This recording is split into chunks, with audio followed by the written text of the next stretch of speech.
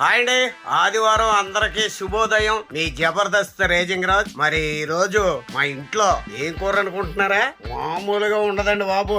ఇగో పంజాగుట్ట వెళ్ళి మేకకాళ్ళు తెచ్చానండి. శుభ్రంగా కడుక్కోవాలండి. ఏ కాలు కాలు జాగ్రత్తగా.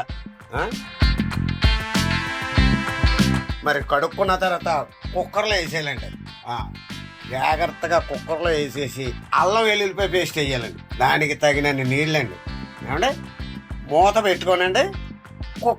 మరి స్టవ్ మీద పెట్టాలండి. అర్థమైందండి? మేకకాళ్ళు రాగి సంకటి అండి. ఇదిగోండి ముందుగానే అదో దాకా కాలిపోతుంది.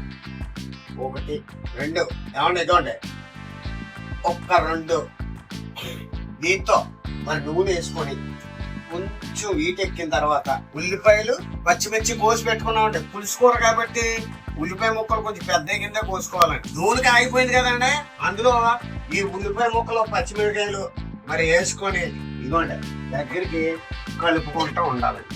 పసుపు కొద్దిగా చిట్టుకడంత పసుపు, చిన్న స్పూను ఉప్పు అండి, సాల్ట్ అంటే ఉల్లిపాయలు త్వరగానండి మరి రంగు వచ్చేదాకా కొద్దిగా పసుపు వేసుకున్నాం. ఇగో ఉల్లిపాయలు చూసారా మరి గోధుమ రంగులో వచ్చినాయండి. ఇలా వేపుకోవాలండి. ఉల్లిపాయలు వేపుకున్న తర్వాత మనం ఇదిగోండి మసాలా మూత, గసగసాలు, లవంగాలు, యాలక్కాయలు, దాచిన చెక్క అన్ని వేసి మసాలా మూత వేసుకోవాలండి.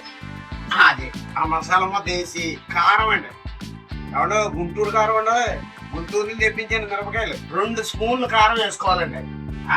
బాగా వేపుకోవాలండి. ఇందులో కుక్కర్లో వేసి ఉడకబెట్టుకున్నాం కదా, ఆ మేకకాళ్ళు ఇందులో వేసేయాలండి.